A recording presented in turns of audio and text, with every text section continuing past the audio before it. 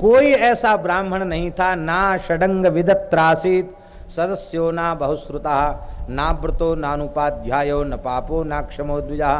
उस यज्ञ मंडप में कोई ऐसा ब्राह्मण नहीं था जो 6 अंगों के सहित वेदों का विद्वान न हो, जो बहुश्रुत न हो, जो व्रतशील न हो, जो वेदों को पढ़ाने में समर्थ न हो, जो पाप रहित न हो, जो क्षमाशील न हो, जो सामर्थ्यवान न हो। न कोई कृपण था, न कोई दरिद्र था, न कोई भूखा था, न कोई नंगा था। ऐसा अद्भुत महाराज यज्ञ संपन्न हुआ। भगवान की कृपा से यह यज्ञ संपन्न हुआ। अब यज्ञ के बाद भगवान ने युधिष्ठिर को आज्ञा दी है। हमारी पूजा तो हो गई और हमारी पूजा में देख लिया क्या तमाशा हुआ। अब हमारी पूजा मत करो, अब ये बड़े बूढ़ों की पूजा करो।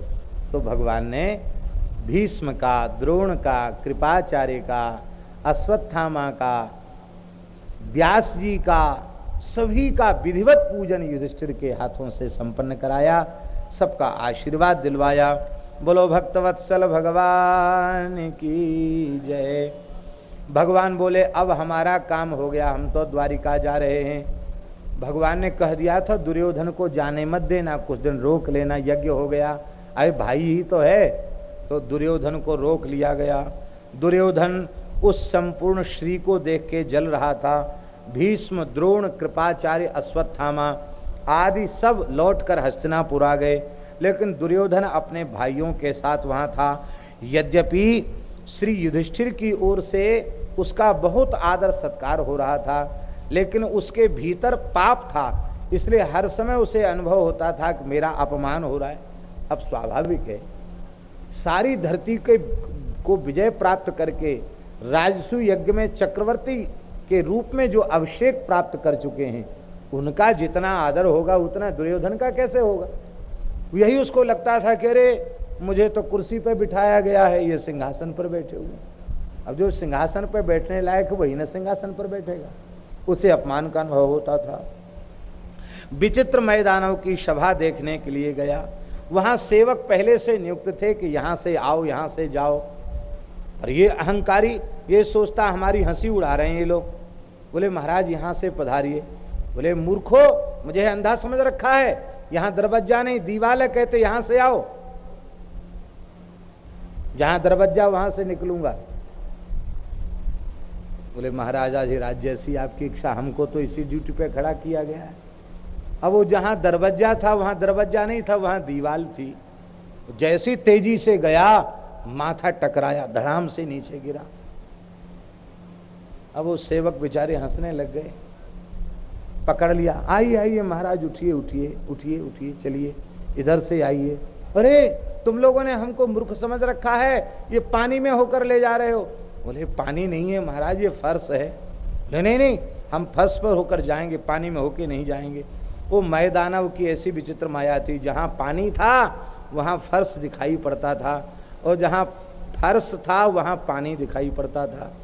तो महाराज जैसे ही गया वो चलता हुआ, वो पानी में तैर गया, डूब गया पानी में, तैर करके पल्ली पार हुआ। उसको बहुत गुस्सा आया कि सारा मजाक मेरा ही उड़ाया जा रहा। अब जानबूझ के खुद मजाक बन गया, और उसको लगता मेरा अपमान हो रहा है। जिसे सम्मान की बहुत ज्यादा भूख होती है, उसे उसके अपमान न होने पर भी उसे अपमान की अनुभूति हो जाती है। इसलिए भैया जितना हो सके सम्मान लेने की भावना को कम कर दो, सम्मान की भावना का सर्वथा त्याग कर दो। संसार में तुम्हारा कोई अपमान कर ही नहीं सकेगा। मैं सम्मान के योग्य हूं, यही भावना अपमान बोध को जन्म देती है। हमने मान लिया कि हम आदर के योग्य हैं, अपेक्षा कर ली और उसकी पूर्ति नहीं हुई तो अपमान का अनुभव हुआ। हम पहले इसी मान लें कि हम तो सबसे छोटे हैं, तो कहाँ अपमान का अनुभव होगा। संत इसीलिए अपमान को सहन कर लेते हैं। एक बात बहुत ज्यादा प्रसिद्ध है कि जब यह गिरा तो द्रौपदी ऊपर महल की अटल्ला से छज्जे से देख रही थी, और उन्होंने ताली बजा के हंसते हुए कहा कि देख लो, अंधे के अंधे ही होते हैं। और दुर्योधन की त्योरी चढ़ गई, कहा द्रौपदी तूने मेरा अपमान किया है, अंधे का पुत्र कहा है मैं इस अपमान का बदला अवश्य लूंगा, और महाभारत युद्ध हुआ, ऐसा भी कहा जाता है। लेकिन इसको ठीक से समझने के लिए इस पूरे प्रकरण को हमने पाठ के इसमें खूब बारीकी से देखा कि कहीं कोई संकेत तो मिले ऐसा कि द्रौपदी ने दुर्वचन कहे हो, लेकिन कहीं कोई संकेत महाभारत ग्रंथ में नहीं है। इसलिए बिना सिर पैर की बातें नहीं करनी चाहिए। आज ही हम प्रातःकाल हमारे मन में एक भाव आया, जो द्रौपदी अपने 5 वीर युवा पुत्रों का मस्तक काटने वाले अश्वत्थामा के ऊपर करुणा करती है, कृपा करती है, मुच्चिता मेष ब्राह्मणो नितरांगुरु, अश्वत्थामा पर कृपा करती है, अपने 5 पुत्रों के हत्यारे को भी मारना नहीं चाहती, ऐसी सरल हृदया, कोमल हृदया, दयावती द्रौपदी और अपने सगे को, दुर्योधन परिवार का ही तो है, देवर ही तो लगता है, जेठ भी लगता है और देवर भी लगता है, दोनों ही लगता है। वो तो सहदेव नकुल की भी पत्नी है ना, अर्जुन की भी पत्नी है तो जेठ लगता है, युधिष्ठिर की पत्नी है तो देवर लगता है, वो जेठ भी लगता है और देवर भी लगता है। जो पुत्रों का वध करने वाले के ऊपर कठोर वाणी का प्रयोग नहीं करती, वो अपने रिश्तेदार, अपने परिवार के दुर्योधन को, इतने लोगों के बीच में अंधे के अंधे होते हैं, ऐसी ओछी बात कहेगी? नहीं नहीं, ऐसा कहने से द्रौपदी की महिमा घट जाती है। भीमसेन ने कुछ कहा ऐसा भी इसमें नहीं लिखा है, पर आगे के प्रकरण में ये बात है कि जब ये लौट करके गया और धृतराष्ट्र से इसने बताया, तब इसने जरूर कहा कि जब मैं गिर गया सब लोग हंस रहे थे, तो सबको हंसते हुए देखकर भीमसेन भी हंसे। ये बात तो दुर्योधन ने स्वीकार की है, लेकिन भीमसेन ने भी कठोर वाणी का प्रयोग किया, ये नहीं लिखा है। ऐसी कोई घटना घटती तो हंसते तो तमाम लोग हैं। एक जगह इसी क्षेत्र की बात है, बहुत पहले की बात, खंडेला की। एक उत्सव में हम आए थे, तो एक महानुभाव बड़े शान से आए चलते हुए, कुर्सी बिछी थी और वो कुर्सी पर बैठे। वो कुर्सी थोड़े पीछे थी और अंदाजा उनका गलत हो गया, तो कुर्सी पे ना बैठ करके गिर गए बेचारे। आए थे बड़ी शान से, अब उनको गिरते देख, किसी को भी गिरते देख के हंसना नहीं चाहिए, पर वो ऐसे ढंग से आए और बैठे, वो बैठ नहीं पाए कुर्सी पर, और बीच ऐसे ही बैठ गए बेचारे, गिर गए और उनके लुढ़कने से कुर्सी से उनको चोट लगी, कुर्सी भी लुढ़क गई। उसे देख के हमें हंसी आई, और जब हमको हंसी आई तो हंसी आती तब रुकती नहीं। अब जितनी जनता सब हंसते हंसते, पता नहीं क्या चर्चा चल रही थी, बड़ी गंभीर चर्चा, वो तो लुप्त हो गई हंसते हंसते लोग। अब उस व्यक्ति की हंसी उड़ाने का कोई मन नहीं था, पर ऐसी घटना घट गई कि लोग हंसने लग गए। उसको कोई नीचा थोड़ी दिखाना चाहता था, तो दुर्योधन को अपमान करने की भावना किसी की नहीं माना और गिर गया तो लोग हंसने लग गए, स्वाभाविक बात थी। इसलिए इसको इतना तूल नहीं दिया जाना चाहिए। हमारे पूज्य महाराज जी एक गांव में कथा कह रहे थे, ओरछा क्षेत्र की बात है। गांव में कथा हो रही थी और एक मिट्टी का टीला था, उस पर एक किसान आदमी ऐसे हाथ करके बैठे था। और गांव में रात में कथा होती है, क्योंकि लोग दिन में काम धंधे में रहते हैं, रात को फुर्सत रहती है, तो 11-12 बजे रात तक कथा चलती थी। और दिन में खूब विश्राम करो, रात को कथा होती थी। एक बैठक में 6 घंटे कथा महाराज कहते थे। तो महाराज जी, वो बेचारा किसान आदमी थक गया होगा, ऐसे पांव बांध के बैठा था, मिट्टी के ऊपर टीला था, उस पर बैठा था। और महाराज जी ने बोला कि भगवान श्री कृष्ण छलांग लगाकर ऊंचे मंच पर चढ़ गए, अब कंस की चोटी पकड़ कर धड़ाम से पटका। जैसी महाराज जी ने कहा धड़ाम से पटका, उस आदमी की नींद खुली उस आवाज से, और हाथ छूट गए और वो धड़ाम से ऊंचे टीला से नीचे गिर गया। और महाराज जी आंख मूंद के कथा कहते, महाराज जी बोले इस प्रकार कंस वध हो गया। अब कथा तो वो कथा के ढंग से कह रहे थे, लेकिन वो आदमी टीले से गिरा ऐसे और धूल उड़ गई और महाराज ने बोला इस प्रकार कंस वध हो गया। अब तो इतने हंसे लोग, महाराज जी भी हंसे, हम लोग भी हंसे, बंद करना चाहे हंसी फिर भी बंद ना हो, हंसते हंसते आंख में आंसू आ गए, लेकिन महाराज वो हंसी बंद नहीं हुई, कथा ही बंद होनी पड़ी। तो कई बार ऐसा वातावरण होता है कि न चाहते हुए भी व्यक्ति हंसने लग जाते हैं। दुर्योधन को अपमान का अनुभव हुआ, दुर्योधन वहां से चला गया। व्यास जी भी अब तक विराजे हैं। अब तो श्री व्यास जी महाराज ने युधिष्ठिर को बुलाया और युधिष्ठिर को बुला करके कहा कि हे युधिष्ठिर, तुम सबके सामने कहने की आवश्यकता नहीं है। अब बड़ा भयंकर समय आने वाला है।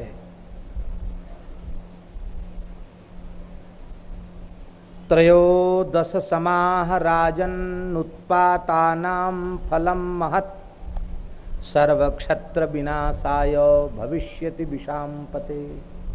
यज्ञ तो हो गया, अशुभ जो दृश्य उपस्थित हो रहे हैं, अशुभ अपशकुन हो रहे हैं, इससे लगता है आज के 13 वर्ष बाद भयंकर युद्ध होगा और इस धरती के क्षत्रियों का विनाश होगा, रक्त की नदियां बह जाएंगी।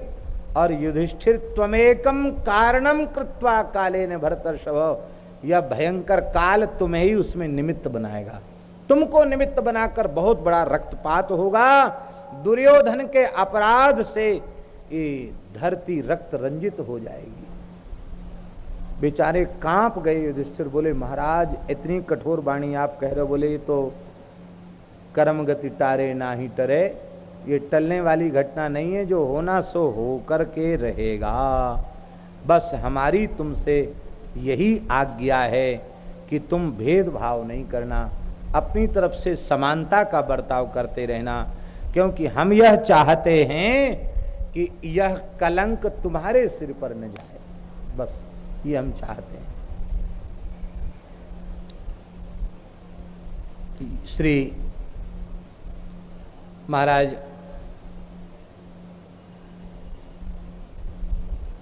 श्री व्यास जी महाराज कह करके चले गए हैं। शकुनी और दुशासन कर्ण के साथ मंत्रणा दुर्योधन ने की है और पांडवों को कैसे जीता जाए यह विचार किया है। शकुनी ने कहा इतना बल हो चुका है इस समय पांडवों के पास,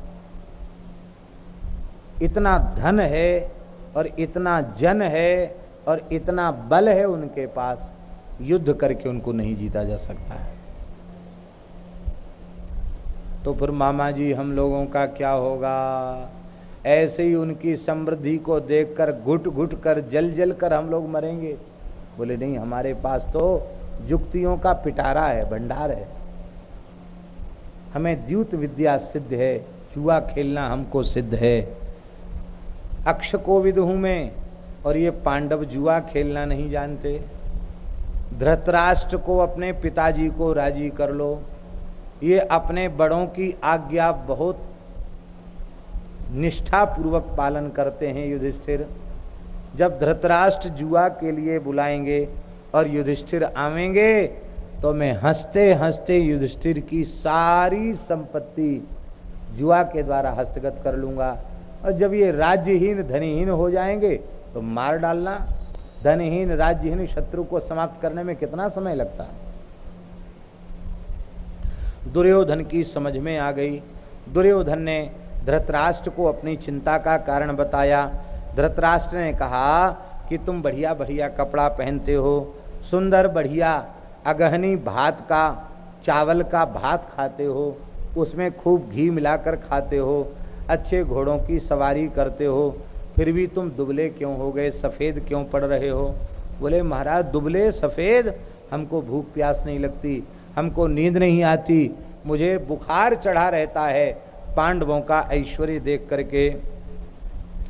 इसलिए पिताजी अब आप यह समझ लीजिए कि मेरा अब जीवन अधिक शेष नहीं है। मैं या तो जहर खा के मर जाऊंगा, या पानी में डूब के मर जाऊंगा, या जीवित ही अग्नि में प्रवेश कर जाऊंगा। मैं इस अपमान को सहन नहीं कर सकता। ओ महाराज क्या क्या कह के रोने लग गया। बोले महाराज हम क्या बतावें उनकी समृद्धि। पूर्णे शतसहस्रेतु विप्राणाम परिविश्यताम स्थापिता तत्र शंखाभूत शंखोद्मायत नित्यशः। 1,00,000 ब्राह्मणों को जब परोसगारी हो जाती थी तब वहाँ शंख बजाया जाता था। धृतराष्ट्र पूछता है कितनी बार शंख बजाया जाता था? बोले मुहुर्मुहु प्रणदस तस्य शंखस्य भारत। बारंबार शंख बजाया जाता था, दिन में 20 बार शंख बजाया जाता था। इतनी पंगत होती थी उनके यहाँ महाराज। क्या करें महाराज, वणिक नहीं, व्यापारी नहीं, बड़े बड़े राजा लोग लाइन लगाकर दर्शन के लिए खड़े रहते युधिष्ठिर के। ऐसी युधिष्ठिर की समृद्धि है। तो बेटा क्या करोगे? बोले बस अब तो हमको मरने की आज्ञा दो। बोले बेटा तुम ही हमारे बुढ़ापे की लकड़ी के सहारे हो, अंधे की लकड़ी के सहारे हो, मरो मत, ऐसा मत बोलो। मैं बूढ़ा क्या कर सकता हूँ, वह उनका भाग्य है तो भाग्य है, तुम इतनी ईर्ष्या मत करो। धृतराष्ट्र ने समझाया लेकिन ये समझे कहाँ। तब बोला फिर क्या करें? बोले आप पांडवों को जुआ खेलने के लिए बुलाइए, युधिष्ठिर को जुआ खेलने के लिए आज्ञा दीजिए। बोले बेटा जुआ बड़े बूढ़ों के सामने बच्चे जुआ खेलें ये ठीक नहीं है, ऐसा भरत वंश में कभी हुआ नहीं है। धृतराष्ट्र ने मने भी किया तो दुर्योधन कहता फिर मैं विष खा लूंगा, मर जाऊंगा, आत्महत्या कर लूंगा। पुत्र मोह ने सब कुछ करने के लिए बाध्य कर दिया। और अब जब इस बात का पता विदुर जी को चला है तो विदुर जी ने फटकार लगाई है। बोले भैया जी महाराज इस जुए का हम समर्थन बिल्कुल नहीं कर सकते, जुआ ही कुरुवंश के विनाश का कारण बनेगा, इसलिए आप रोक लीजिए इस विनाश को। और यह नहीं होना चाहिए। धृतराष्ट्र ने कहा कि ये बात तो बिल्कुल ठीक है, लेकिन अब कुछ भी समझ लो, हम इस जुआ को रोक नहीं सकते। धृतराष्ट्र ने कहा विदुर जी तुम कुछ भी समझो, अब हम जुआ को रोक नहीं सकते। शुभ हो अथवा अशुभ, अशुभम बा शुभम बापी, हितम बा यदि वा हितम, हित हो चाहे अहित हो, शुभ हो अथवा अशुभ हो, जो भाग्य में होगा सो हो जाएगा। जुआ होगा जरूर, अवश्य जुआ होगा। विद्रोही जुआ में तो अन्याय ही होता है, न्याय तो होता नहीं, जुआ में अन्याय ही होता है। उसका क्या प्रतिकार तुम्हारे पास है? बोले जब मैं बैठा रहूंगा, द्रोणाचार्य बैठे रहेंगे, भीष्म जी बैठे रहेंगे और तुम भी बैठे रहोगे तो अन्याय नहीं हो पाएगा। यही बात कही गई थी कि नहीं? और अन्याय जब द्रौपदी के साथ हुआ, भीष्म जी भी बैठे हैं, कृपाचार्य द्रोणाचार्य भी बैठे हैं, अंधा धृतराष्ट्र भी बैठा है, विदुर जी भी वहां बैठे हैं, लेकिन फिर भी अन्याय हो गया कि नहीं हुआ? अन्याय हो गया। इसलिए जो काम नहीं करना चाहिए उसे नहीं ही करना चाहिए। मद्यपान करने के बाद विवेक रहे, जुआ खेलने के बाद बुद्धि नष्ट न हो, मांस भक्षण के बाद हमारी वृत्ति शुद्ध रह जाए, ये कैसे संभव है? संभव नहीं है।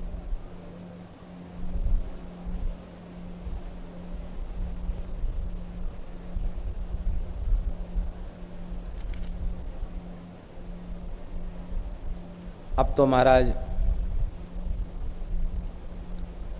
भीष्म जी को पता चला है द्रोणाचार्य को पता चला है, कृपाचार्य को पता चला है।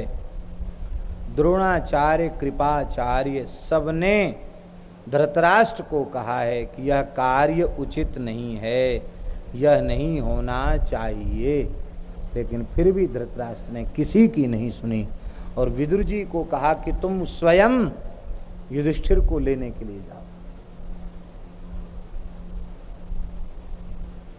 देखिए, दुष्ट पुरुष सज्जनों का अपने ही स्वार्थ पूर्ति के लिए उपयोग कर लेते हैं।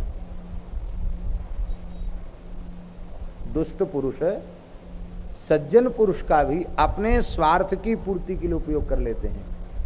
इसलिए सज्जन पुरुष का कर्तव्य है कि दुष्ट पुरुष चाहे जैसा क्यों न हो, अपना शरीर का संबंधी ही क्यों न लगता हो, अपने से बड़ा ही क्यों न हो, यदि वह दुष्ट है, भगवान से विमुख है, तो अपने को उससे दूर हो जाना चाहिए, अलग हो जाना चाहिए। जाके प्रियन राम वैदेही तजिए ताहि कोटि वैरी सम यद्यपि परम स्नेही, तजो मन हरि विमुखन को संग, जिनके संग कुमति मति उपजय परत भजन में भंग। विदुर जी की भी एक गलती है। क्या गलती है? गलती तो कहना ठीक नहीं है, क्योंकि ये सब भगवान की इच्छा से हो रहा है, लेकिन हम शिक्षा लेने की दृष्टि से कह रहे हैं। विदुर जी यदि उसी समय धृतराष्ट्र से पृथक हो जाते कि अब तक जो होना था सो हो गया, लेकिन अब प्रधानमंत्री के सामने तुम जुआ का समर्थन कर रहे हो और मेरे मना करने पर भी जुआ खेल रहे हो और हमसे कह रहे हो कि तुम युधिष्ठिर को बुला के लाओ, क्योंकि युधिष्ठिर मेरे ऊपर श्रद्धा रखता है, विश्वास करता है, तो आप बड़े भाई अवश्य हैं, राजा अवश्य हैं, लेकिन हम मंत्री पद का त्याग करते हैं और हम आपकी इस आज्ञा का पालन नहीं करते, छोड़ के चले जाते तो विदुर जी की वाह वाह होती। लेकिन विदुर जी फिर भी बड़ा भाई, बड़ा भाई, बड़ा भाई, पिता के समान राजा है, हमें इसकी बात माननी है, इस भाव से विदुर जी रह गए। उसका परिणाम ये हुआ, आगे जब दरबार में विदुर जी ने विरोध किया है जुआ खेलते समय, तो भरी सभा में दुर्योधन ने विदुर जी को गालियां दी। ये अपमान विदुर जी को सहन करना पड़ा। इसलिए ये समझ में आ जाए कि व्यक्ति गुरु गोविंद से विमुख है, भगवान से विमुख है, तो झगड़ा तो अपने करना नहीं, बैर करना नहीं, रागद्वेष भजन में बाधक है, भगवत प्राप्ति में बाधक है, ऐसा मानकर अपनी ओर से झगड़ा नहीं करना, लेकिन उस व्यक्ति से अपने को दूर हो जाना, बस ये शिक्षा लेनी चाहिए। हम आपसे सत्य कहते हैं, यदि विदुर जी न जाते तो युधिष्ठिर न आते। विदुर जी गए इसीलिए युधिष्ठिर आए, क्योंकि विदुर जी की गरिमा और उनकी महिमा को जानते हैं युधिष्ठिर।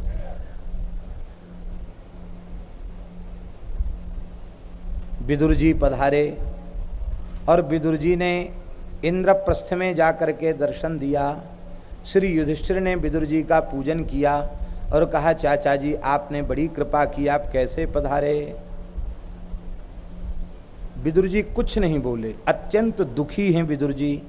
यह देखकर युधिष्ठिर को बड़ी पीड़ा हुई और बोले, विज्ञायते ते मनसो प्रहर्षः कच्चित् क्षत्तः कुशले नागतोसि कच्चित् पुत्रास्थविरस्यानुलोमा वशानुगाश्चापि विशोथ कश्चित्। हे विदुर जी, आपका मन बहुत दुखी है, क्या बात है? आप कुशल से तो यहाँ तक आ गए ना, कहीं धृतराष्ट्र के पुत्रों ने आपका अपमान तो नहीं कर दिया? सारी प्रजा उनके अनुकूल है कि नहीं? विदुर जी फिर भी कुछ नहीं बोले।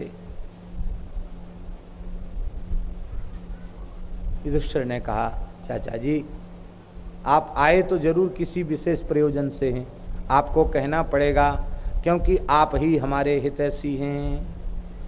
श्री विदुर जी ने उदासीन भाव से कहा, महाराज धृतराष्ट्र आज्ञा दे रहे हैं, आप अपने भाइयों के सहित आकर के समागम्य भ्रातृवि पार्थ तस्याम सुहृद्यूतम क्रियताम रम्यताम च प्रियामहे भवताम संगमेन समागताः कुर्वश्चापि सर्वे। महाराज धृतराष्ट्र आज्ञा दे रहे हैं कि आप अपने भाइयों के सहित वहां पहुंच करके दरबार में बैठ करके जुआ खेलें। इस तरह से दोनों परिवार के लोग बैठकर बड़ा सुंदर मनोरंजन होगा। इसमें कोई द्वेष वेष नहीं है, ऐसा ही खेल है, इस खेल के लिए बुलाया है। और महाराज जी विदुर जी ने यह भी कह दिया, हमारी आज्ञा नहीं है, हम तो केवल संदेश वाहक बन के आए हैं, अब तुम्हें जो अच्छा लगे वो करो। इसको कहते महाराज जी भवितव्यता। जब विदुर जी ने ऐसा कह दिया था और विदुर जी को युधिष्ठिर पूरी तरह मानते हैं तो उनको नहीं जाना चाहिए था।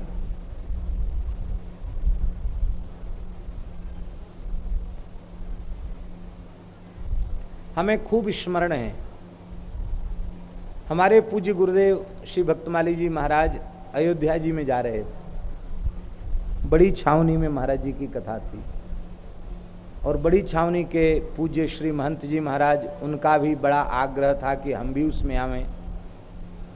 अयोध्या जी से गाड़ी वृंदावन भेजी। महाराज जी ने हमसे कहा कि खाक चौक श्री महाराज जी से आज्ञा लेके तब चल सकते हो मेरे साथ। जैसे हम महाराज जी के पास गए, हमने कहा महाराज जी की अयोध्या जी में कथा है, ये बात सन 95 की है, हम भी अयोध्या जी जाना चाहते हैं। तो महाराज जी बोले, खाक चौक वाले महाराज जी, तुम जाना चाहते हो, किसी ने तुम्हें बुलाया, हमसे पूछने की जरूरत क्या, जाओ, क्यों खड़े हो, जाओ। हमने उसे ही आज्ञा मान लिया। हम आए, हमने कही महाराज जी ने आज्ञा दे दी। महाराज जी बोले क्या कहा पहले ये सुनाओ। हमने कहा ऐसा कहा। बोले ये आज्ञा है? तुम पढ़े लिखे पंडित तो इसको आज्ञा मानते हो? गुरुजनों का रुख समझना चाहिए। वे कहते बहुत अच्छी बात है, जाओ महाराज जी के साथ जाओ, कथा सुन के आओ, दर्शन करके आओ, तो आज्ञा होती। और वो कहते हमसे पूछने की जरूरत क्या है, तुम्हारी जहां इच्छा हो वहां चले जाओ, ये आज्ञा नहीं है।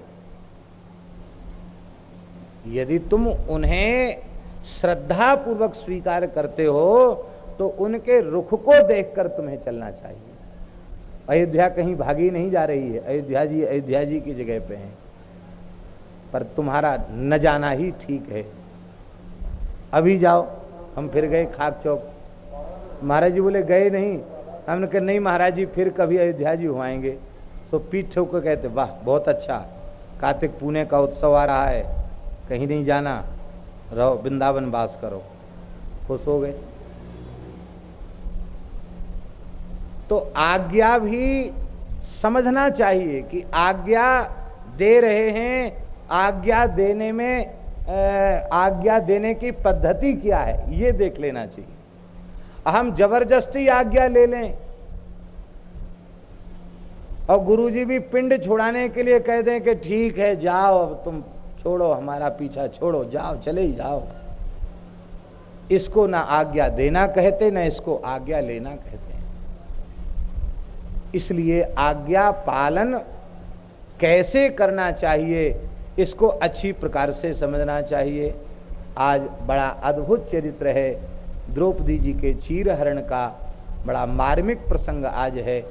इसलिए आप सब श्रद्धा पूर्वक बैठ करके श्रवण करें। इस पूरे प्रकरण का सबसे श्रेष्ठ प्रकरण है ये। श्री वृंदावन बिहारी लाल की जय। युधिष्ठिर ने कहा द्यूते क्षत्तः कलहो विद्यते नः को वै द्यूतम रोचयेत् बुद्धिमानः किंबा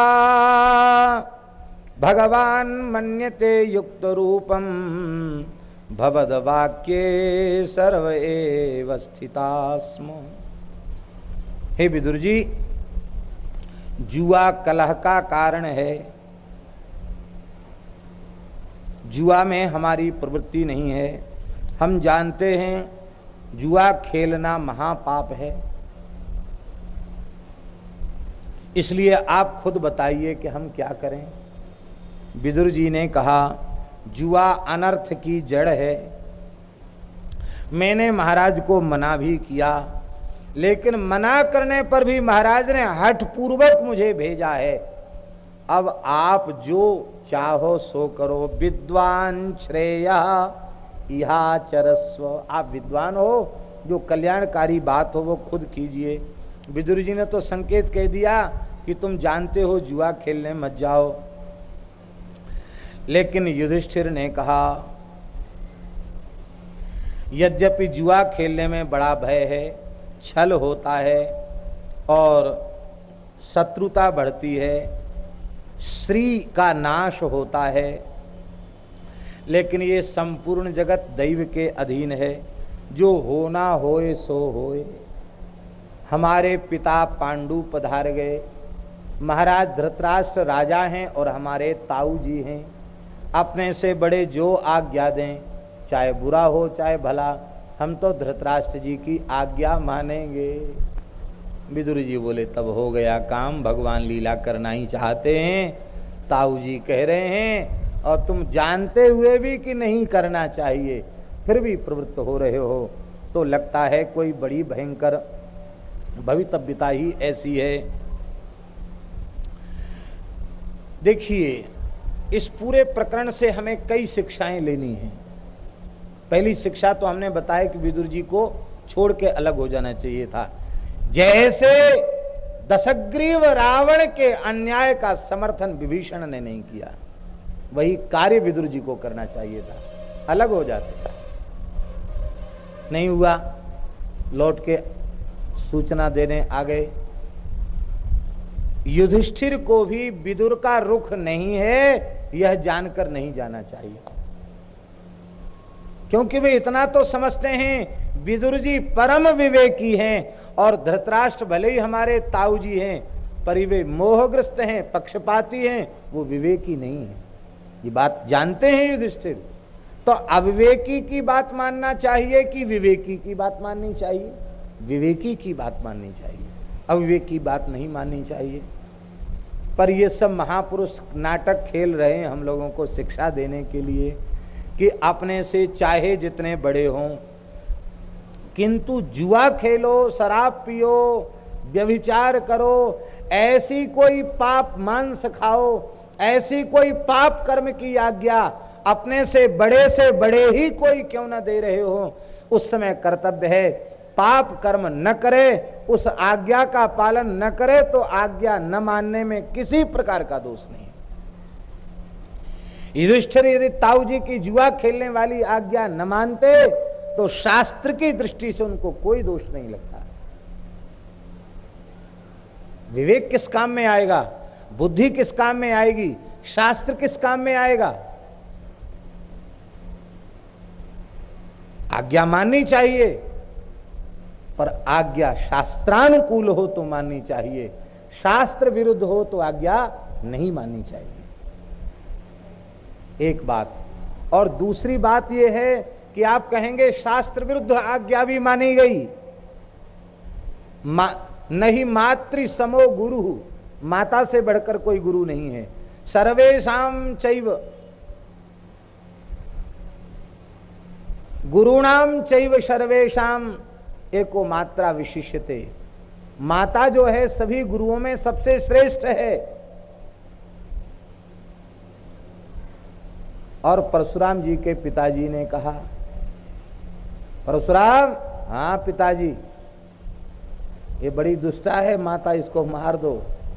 और इन भाइयों ने भी मेरी आज्ञा नहीं मानी, इनका भी सिर फरसे से अलग कर दो। जो आज्ञा पिताजी। और खट खट खट खट खट मैया के सहित अपने सब भाइयों के रुंड मुंड अलग कर दिए। पिताजी आज्ञा का पालन हो गया। वाह, बेटा हो तो तुम्हारे जैसा हो, हम प्रसन्न हैं, वरदान मांग लो। बोले मेरी मैया जीवित हो जाए, मेरे भाई जीवित हो जाएं, और उनको यह स्मृति न रहे कि परशुराम ने मेरा वध किया, हमारा पूर्वत प्रेम बना रहे। एवं मस्तु कहा, और माता जीवित हो गई, सब भाई जीवित हो गए। बात समझे कि नहीं समझे? इसका तात्पर्य है कि जमदग्नि जैसा कोई समर्थ महापुरुष आज्ञा दे तो मानना चाहिए, और धृतराष्ट्र जैसा कोई व्यक्ति आज्ञा दे जुआ खेलने की तो नहीं मानना चाहिए, ये विवेक है। लेकिन धृतराष्ट्र की बात मानी गई, उसका दुष्परिणाम क्या हुआ? आहा, धन्य है भाई भी कैसे हैं। भाइयों ने कहा जब बड़े भाई साहब राजी हो गए हैं तो हम लोगों को बोलने का तो हक ही नहीं, अधिकारी नहीं। बड़े भाई जहाँ जाएंगे वहीं हम जाएंगे। वो सबके सब चले गए। दरबार में जैसे ही पहुँचे हैं और जैसे ही दरबार में पहुँचे हैं बड़ा स्वागत सत्कार हुआ, कपड़ा बिछा दिया गया, पांसे इकट्ठे कर दिए गए और सबसे पहले अन्याय आरंभ हो गया। दुर्योधन उवाचो अहम दातास्मि रत्नानां धनानां च विषां पते मदर्थे देविता चायम शकुनिर्मातुलो ममो। धन का दाव तो मैं लगाऊंगा पर मैं खेलूंगा नहीं, खेलेंगे मेरी तरफ से शकुनी, मेरे मामा जी खेलेंगे।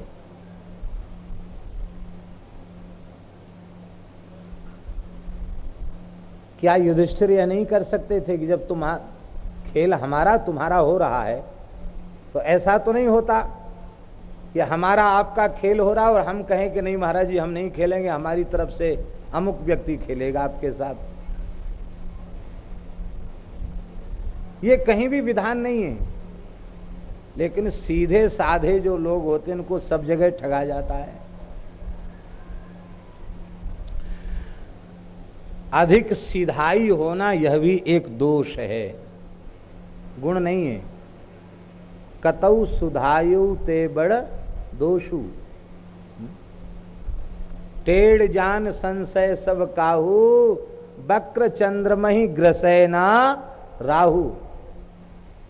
बोले हमारी तरफ से मामा जी खेलेंगे, मामा जी खेलेंगे तो मामा जी की हार जीत होगी, तुम्हारी हार जीत का क्या संबंध है? जब तुम्हारी तरफ से मामा जी खेलेंगे तो ठाकुर जी को भी युधिष्ठिर को चाहिए था वो अपनी तरफ से श्री कृष्ण को बुला लेते, बोले तुम्हारी तरफ से मामा जी खेलेंगे और हमारी तरफ से हमारे ठाकुर जी खेलेंगे। तो शकुनी में जितनी चतुराई थी ना, ठाकुर जी तो ऐसी धूल चटाते शकुनी को जिसका कोई ठिकाना नहीं, लेकिन स्वीकार कर लिया गया। बोले ठीक है कोई बात नहीं, हम खेलना स्वीकार करते हैं। तो अन्याय यहीं से युधिष्ठिर ने कहा भी है कि अन्याय है। युधिष्ठिर उवाच अन्ये नान्यस्य वै द्यूतम विषमम प्रतिभाति में एतद विद्यानुपादत्सो काम एवं प्रवर्तताम। खेल हमारा और दुर्योधन का हो रहा है तो शकुनी को बीच में आने की कोई आवश्यकता नहीं, या फिर हम ही हट जाते हैं, यह अन्याय होगा। लेकिन जब तुम ललकार रहे हो तो हम पीछे हटने वाले नहीं हैं। ठीक है तुम मामा जी तुम्हारी तरफ से खेलेंगे तो हम खेलने के लिए तैयार हैं।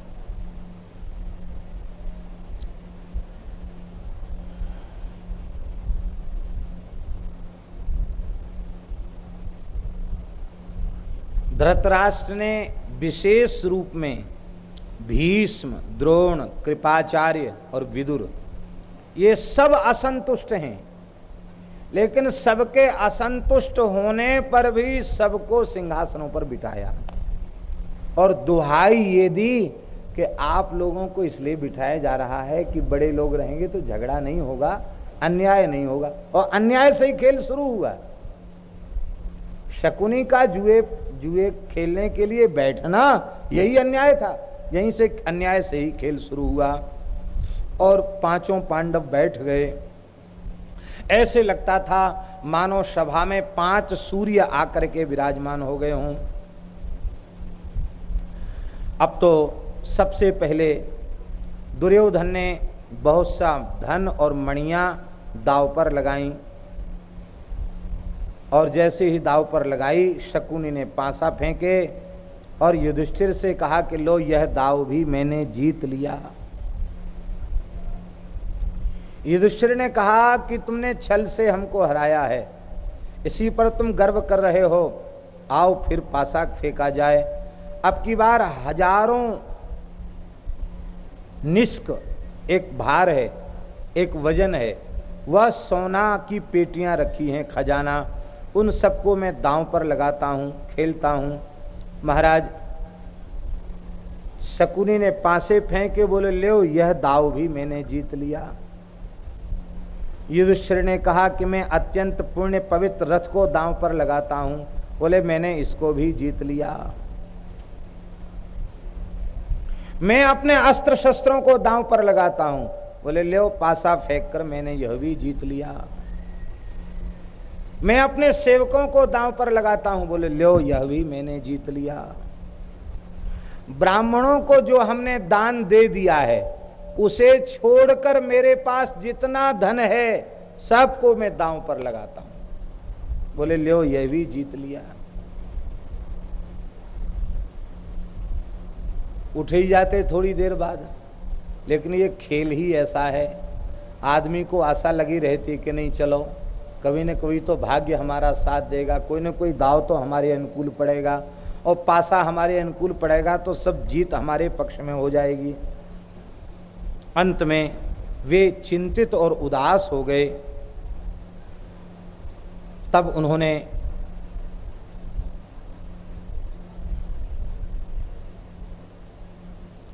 दुखी होकर के अपनी सेना को भी दांव पर लगा दिया और इस दाव को भी दुर्योधन शकुनी ने जीत लिया।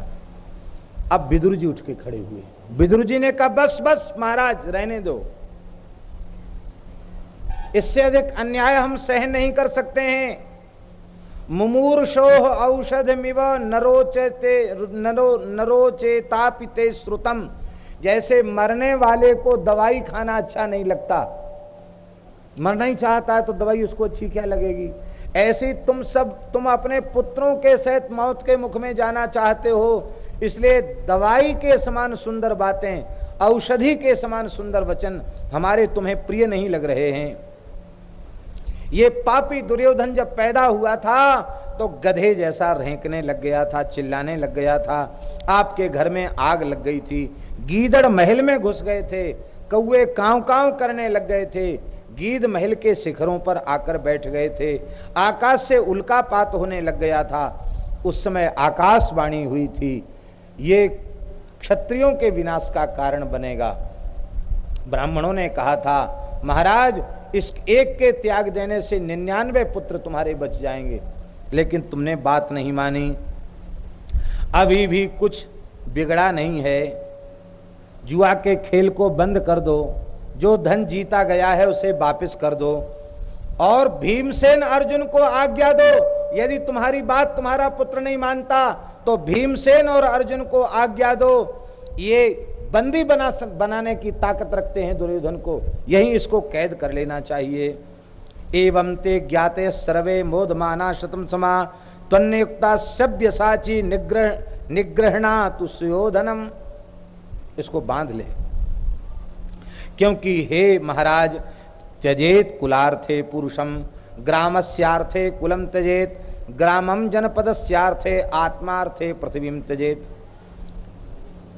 एक व्यक्ति का त्याग कर देने से कुल की रक्षा हो रही हो तो कुल की रक्षा के लिए एक व्यक्ति का त्याग कर देना चाहिए, ग्राम की रक्षा के लिए कुल का त्याग कर देना चाहिए, जिले की रक्षा के लिए ग्राम का त्याग कर देना चाहिए और अपने कल्याण के निमित्त संसार का ही त्याग कर देना चाहिए, शरीर संसार की आसक्ति का त्याग कर देना चाहिए।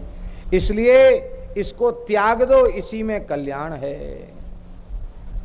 विदुर उवाच द्यूतम मूलम कलहस्याभ्युपैति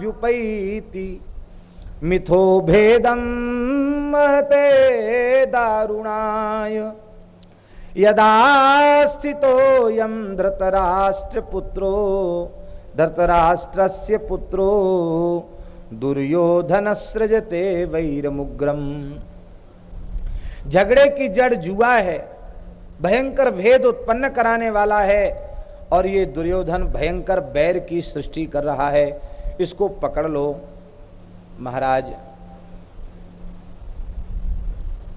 अंत में विदुर जी कहते कहते यहां तक कह गए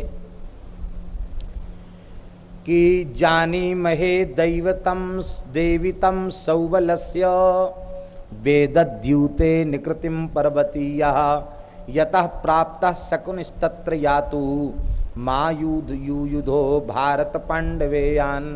महाराज अभी भी मेरी बात मान लीजिए, इस शकुनी की दुष्टता को मैं जानता हूं, ये कितना कपटी है।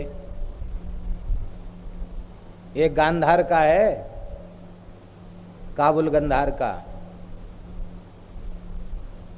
स्पष्ट लिखा है म्लेच्छ देशी है, इसकी बुद्धि ठीक नहीं है, ये भला आदमी नहीं है, ये बड़ा छली कपटी और धूर्त है। ये तुम्हारा साला जरूर है लेकिन तुम्हारा दिवाला निकालने वाला है। इसको कह दो कि तुम अपना बोरिया बिस्तर लेकर गंधार चले जाओ, विदुर जी कह रहे हैं। इसको कह दो कि तुम यहीं से लौट जाओ, अब हस्तिनापुर तुम्हारे आने की आवश्यकता नहीं है। इसको निकाल दो, तुम बच जाओगे, तुम्हारा राज्य बच जाएगा, तुम्हारे पुत्र बच जाएंगे। और ये जब तक रहेगा, जब तक पूरे कुल खानदान को चौपट नहीं कराएगा, तब तक ये चैन नहीं लेगा। भगाओ इसको यहां से। विदुर जी के चरणों में वंदन है। एक महात्मा विदुर ही ऐसे हैं जो आज नीति और न्याय की बात कहने वाले हैं। दुर्योधन उठ के खड़ा हो गया, बोले अरे विदुर, तुम चाचा हमारे लगते हो लेकिन हो हमारे घोर शत्रु। तुम सदा हमारे शत्रुओं की प्रशंसा करते हो, हमारी निंदा करते हो, हमें मूर्ख समझते हो। हम चाहें तो तुम्हारा अनिष्ट कर सकते हैं, तुम्हारा वध तक कर सकते हैं, लेकिन चलो मृत्युदंड तुम्हें मिलना चाहिए, अपराधी तो इतने बड़े हो, लेकिन मेरे पिता के भाई हो, इसलिए मृत्युदंड तो मैं नहीं दूंगा। लेकिन तुम्हारे जैसे व्यक्ति का यहाँ बैठना उचित नहीं है, तुम चले जाओ यहाँ से। उत्संगे चव्यालयवाहितोसी मार्जारवत पोषकम चोपहंसी भर्तृघ्नं त्वाम न पापी आहुस्तस्मात् क्षत्ता किम न विभेषि पापात्।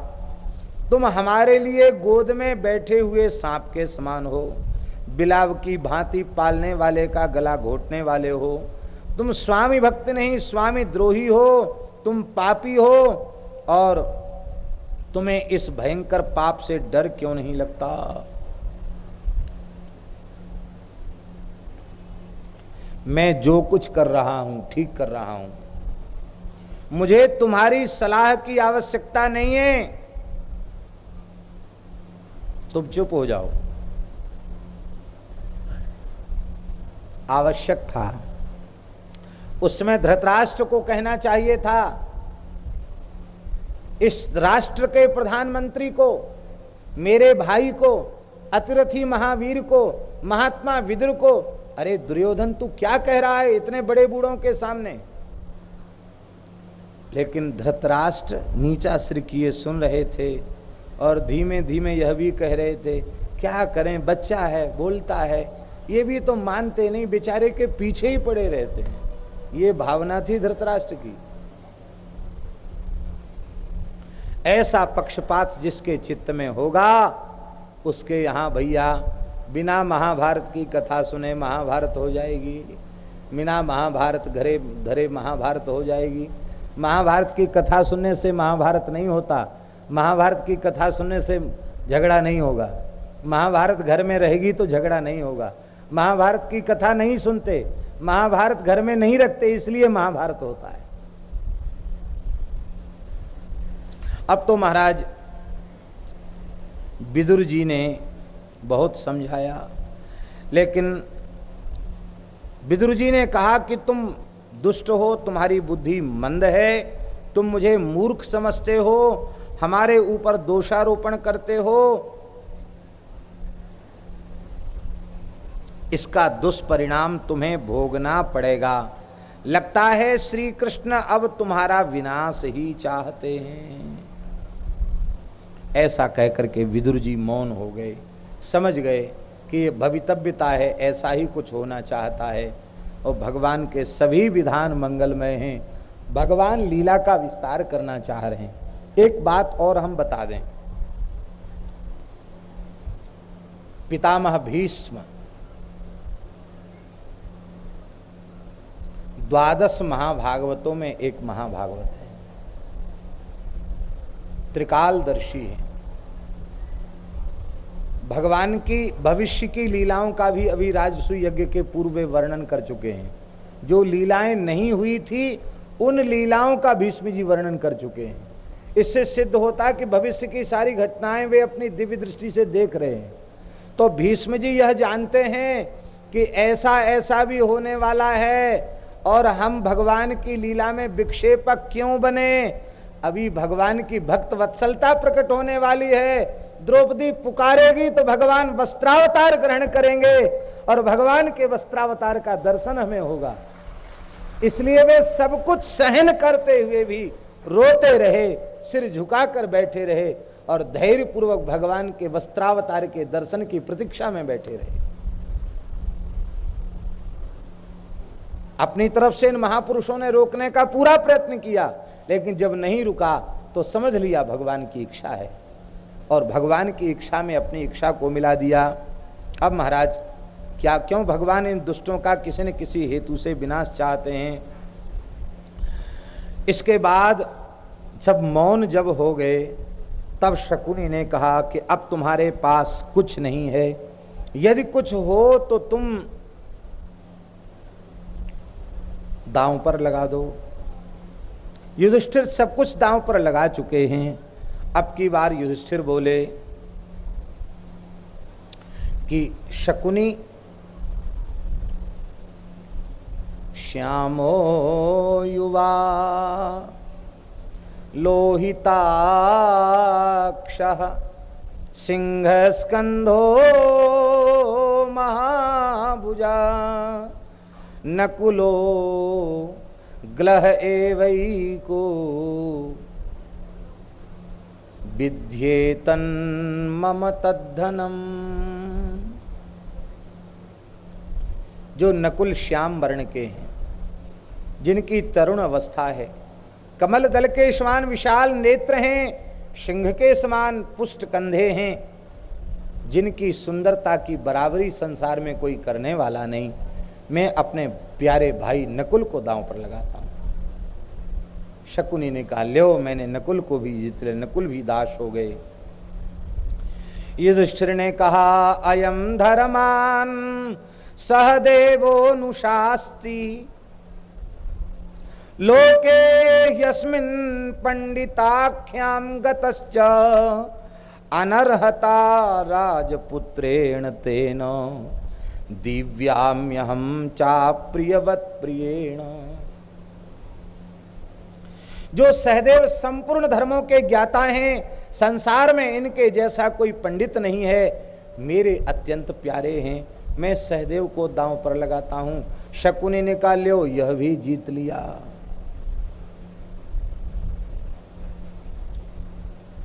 युधिष्ठिर ने फिर दांव पर लगाया। बोले, यो न संख्ये नौरिव पार नेता जेता रिपूणाम राजपुत्रस्तरस्वी अनर्हता लोकवीरेण तेन दिव्याम्यहं शकुने फाल्गुनेन। जो विपत्ति के समुद्र से पार उतारने के लिए हमारे लिए जहाज के समान है,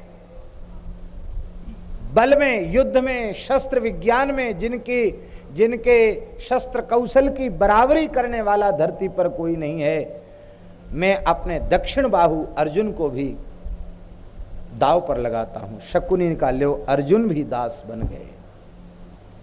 कैसे भाई हैं, विचार करने की बात है। एक बार भी विरोध नहीं किया कि भाई साहब आपको मुझे दांव पर लगाने का क्या हक है। इसके बाद बहुत आवेश में आ गए युधिष्ठिर और कहा, यो नो नेता युधि न प्रणेता यथा वज्री दानवे दानव शत्रुरे कहा तिर्यक प्रेक्षी सन्नत भ्रूर महात्मा सिंह स्कंधो यश्च सदात्यमर्षि। जिनके बल की समानता करने वाला संसार में कोई नहीं है, जो हम सबके नेता हैं। युद्ध में जिनके कारण हमें उत्साह रहता है, जिनकी भ्रकुटी के टेढ़े होने पर और तिरछे देखने पर राक्षस भी थर थर कांपने लग जाते हैं, ऐसे महाबली भीमसेन को मैं दांव पर लगाता हूं। बोले भीमसेन को भी मैंने जीत लिया। बोले अब है तुम्हारे पास कुछ? युधिष्ठिर बोले अहम विशिष्टा सर्वेषां भ्रातॄणां दयितस्तथा कुर्यामहं जितः कर्म स्वयमात्मान्युपप्लुते। मैं अपने भाइयों में बड़ा हूं, सबका प्यारा हूं, मैं स्वयं को भी दांव पर लगाता हूं। बोले लो तुम भी दास बन गए। अब ध्यान दें, अब द्रौपदी को दांव पर नहीं लगाना चाहिए था। ध्यान में आई बात की नहीं? अपने आप को हारने के पहले लगा सकते थे दांव। यद्यपि द्रौपदी दांव पर लगाने वाली चीज नहीं, भाई भी दांव पर लगाने वाली चीज नहीं, लेकिन ये नाटक खेलकर युधिष्ठिर ने दिखाया मेरे जैसा धर्मनिष्ठ बुद्धिमान विद्वान व्यक्ति भी यदि जुआ जैसे पाप कर्म के लिए दुष्टों की परिषद में बैठ जाता है तो उसकी बुद्धि भी इतने नीचे गिर सकती है, अपने भाइयों को भी दांव पर लगा दे, अपने आप को भी दांव पर लगा दे और अपनी प्राण प्रिया को भी दांव पर लगा दे। ये संसार के लोगों को समझाने के लिए जुआ इतनी बुरी चीज है, जीवन में कभी जुआ के संपर्क में मत आओ और जुआरी के संपर्क में मत आओ, ये समझाने के लिए खेल खेला जा रहा है।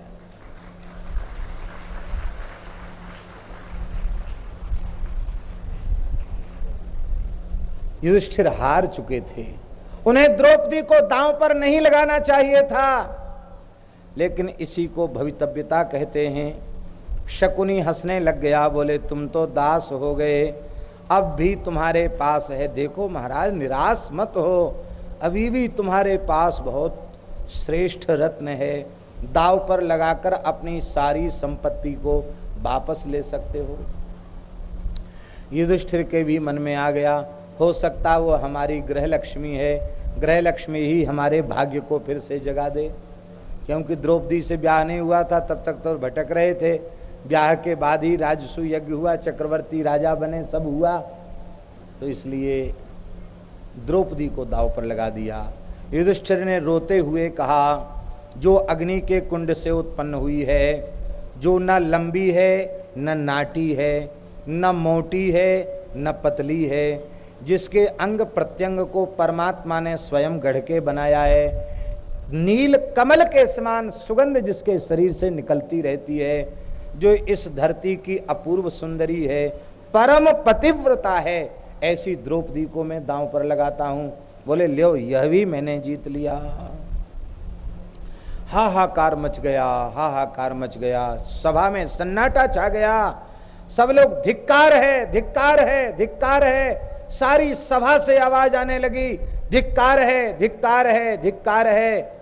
भीष्म द्रोण कृपाचार्य इनके लिए लिखते हैं, वैशंपायन कहते हैं भीष्म द्रोण कृपादी नाम स्वेदस्य समझाए, तो सबके शरीर से पसीना टप टप गिरने लग गया, सब कांपने लग गए, यह क्या हो रहा है। विदुर जी भी वहां बैठे हैं, महाभारत के अनुसार।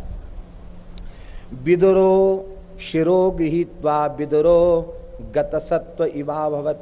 विदुर जी तो सिर पकड़ करके अपने आसन से धड़ाम से लुढ़क गए, मूर्छित हो गए, विदुर जी बेहोश हो गए। लिखा है लगता है इनके तो प्राण ही निकल गए, जैसे सर्प को कुचल दिया जाए और सर्प फुफकारी भरे, ऐसी लंबी श्वास विदुर जी लेने लग गए।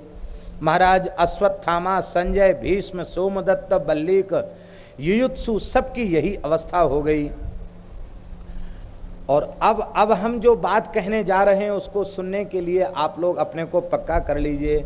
धृतराष्ट्र की दुष्टता। धृतराष्ट्रस्तु तम हृष्टः पर्यपृच्छत् पुनः पुनः किम जितमिति ह्याकरम नाभ्यरक्षत। उस समय पूरी सभा में एक अकेला प्रसन्न धृतराष्ट्र था।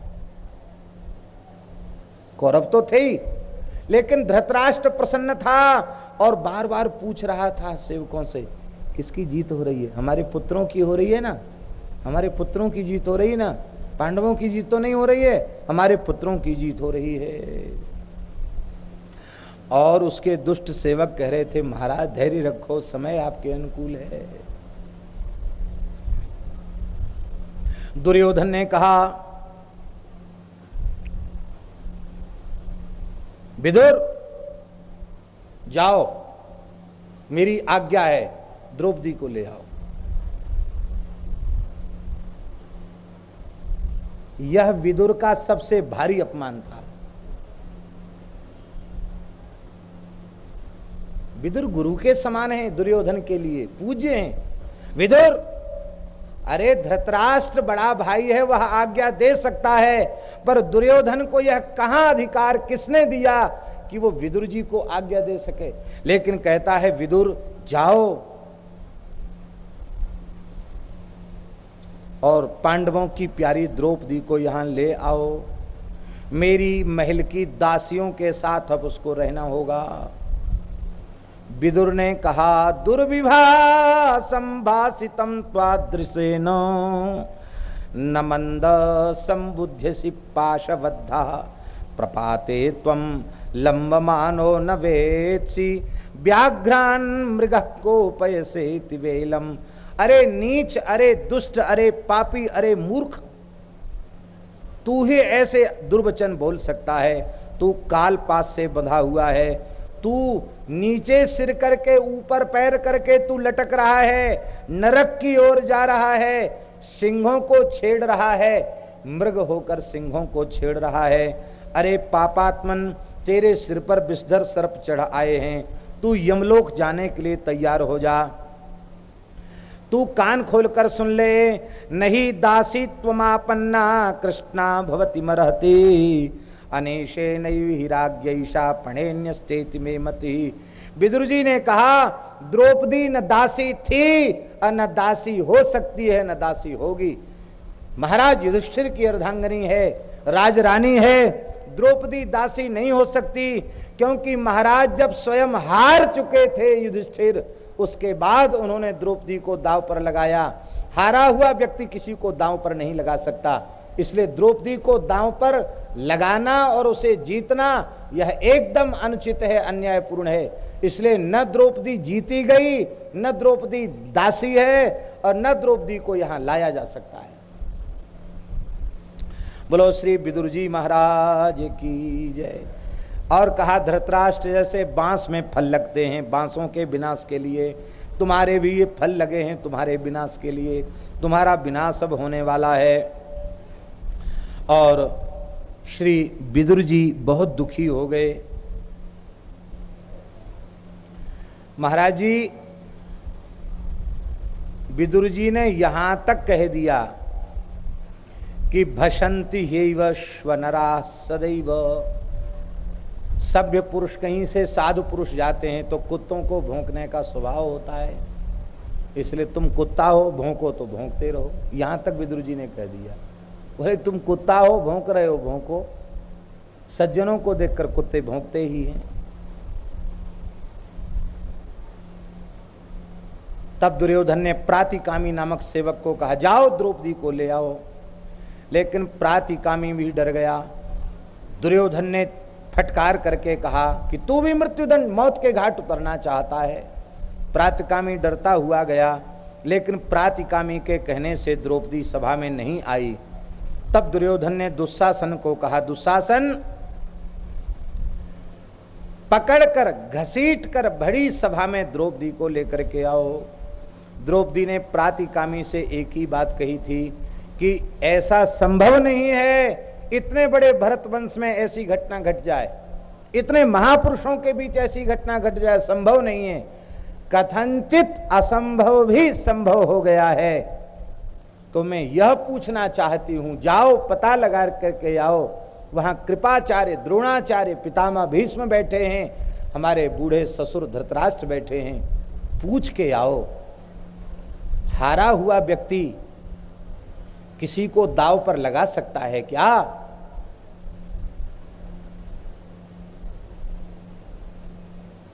लेकिन द्रौपदी के इस प्रश्न का उत्तर किसी ने नहीं दिया और दुशासन को भेजा गया। दुशासन गया और दुशासन ने द्रौपदी से कहा, द्रौपदी ने कहा, दुशासन तू मेरा देवर लगता है, मैं इस समय अशुद्ध अवस्था में हूं, मेरे शरीर पर एक ही वस्त्र है, बड़े बूढ़ों के सामने मैं नहीं जा सकती हूं, धर्म का विचार करो, सदाचार का विचार करो, मैं तुम्हारी माता के तुल्य हूं, इस समय तुम्हें मेरा स्पर्श नहीं करना चाहिए। लेकिन उस दुष्ट ने एक बात नहीं सुनी, केस पकड़ लिए द्रौपदी के और हाथ पकड़ लिया और घसीटता हुआ वहां से लाया। महाराज क्या कहें, लिखा है द्रौपदी का एक वस्त्र भी खिसकने लग गया, वह कुर्री की तरह विलाप कर रही थी और वह 5000 साल पुरानी घटना है। इतना भयंकर नारी पर अत्याचार हुआ ये है, और इस नारी अत्याचार का दुष्परिणाम क्या हुआ सारा संसार जानता है। रोती हुई द्रौपदी को घसीट करके दुर्योधन लाया, दुशासन लाया। दुर्योधन उवाच दुशासन समम सूत पुत्रो ब्रुकोदरा द्विजतेल्पचेता स्वयं प्रगृह्या नैयाज्ञ सेनीम किमते करिष्यन्त्यवसा सपत्ना। अब तो महाराज द्रौपदी के उन केशों को दुशासन ने पकड़ लिया जो राजसू यज्ञ के अभवर्थ स्नान के जल से भीजे हुए थे, मंत्रपूत थे, पकड़ करके ले आया।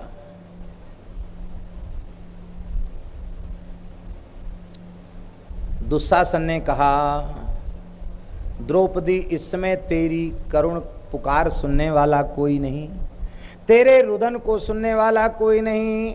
रजस्वला वा भवयाज्ञ सेनी एकांबरा वाप्यथवा विवस्त्रा द्यूते जिता चासी कृतासी दासी दासी सुवासश्च यथोपजोषम। तू चाहे रजस्वला हो अथवा पवित्र हो, यज्ञसेनी चाहे एक कपड़ा हो तेरे शरीर पर और चाहे तेरे शरीर पर एक भी कपड़ा ना हो, तू जुआ में जीती गई दासी है, चल दासियों के साथ निवास कर। घसीट करके लाया। उस समय महात्मा युधिष्ठिर सिर झुका करके मौन होकर के बैठे थे। द्रौपदी ने कहा, यहां मेरे गुरुजन बैठे हैं, गुरुस्थानापन्न लोग बैठे हैं, मैं उनके सामने बलपूर्वक घसीट कर लाई गई हूं। जहां धर्मराज युधिष्ठिर हों, जो धर्म की सूक्ष्म गति को जानते हों, ऐसे धर्मराज पर तो मैं दोषारोपण नहीं करती हूं, क्योंकि वे पता नहीं क्यों इस समय मौन हैं, लगता है स्वयं हार चुके हैं इसलिए मौन हैं। लेकिन इस सभा में बैठे हुए गुरुजनों से मैं प्रश्न कर रही हूं। कौन कौन से प्रश्न कर रही हूं? द्रोणस्य भीष्मस्य च नास्ति सत्वं चतुस्तथैवास्य महात्मनोऽपि राज्ञस्तथा हीममधर्ममुग्रं न लक्ष्यन्ते कुरु वृद्ध मुख्या। लगता है द्रोणाचार्य, भीष्म, महात्मा विदुर, धृतराष्ट्र अब ये भी धर्म और धर्म से शून्य हो गए हैं। लगता है इनमें भी धर्म का विचार नहीं है, इसलिए तो इस भयंकर दुर्योधन के पाप कृत्य का कोई विरोध नहीं कर रहे हैं। मेरे प्रश्न का उत्तर सभी लोग दें, यहाँ जितने लोग बैठे हैं। जिताम बाप्यजिताम बाम बाम मन्यन मन्यध्वे सर्वभूमिपाः। मैं न्यायपूर्वक जीती गई अथवा नहीं जीती गई, ये उत्तर केवल चाहती हूं मैं सभासदों से। मेरा दाव पर लगाना और मेरा जीता जाना न्यायोचित है या नहीं, ये बताइए। महाराज उस समय भीमसेन के शरीर से अग्नि की चिंगारियां निकलने लग गई, इतना क्रोध भीमसेन को हो गया। द्रौपदी ने केवल भीमसेन को और कटाक्ष पूर्वक देखा कि ये तो सब चुपचाप बैठे हैं, पर महान बलवान तुम हो, तुम्हारे सामने ये हो रहा है। लेकिन भीमसेन केवल अपने बड़े भाई की मर्यादा रख करके बैठे हुए हैं, चुपचाप बैठे हुए हैं।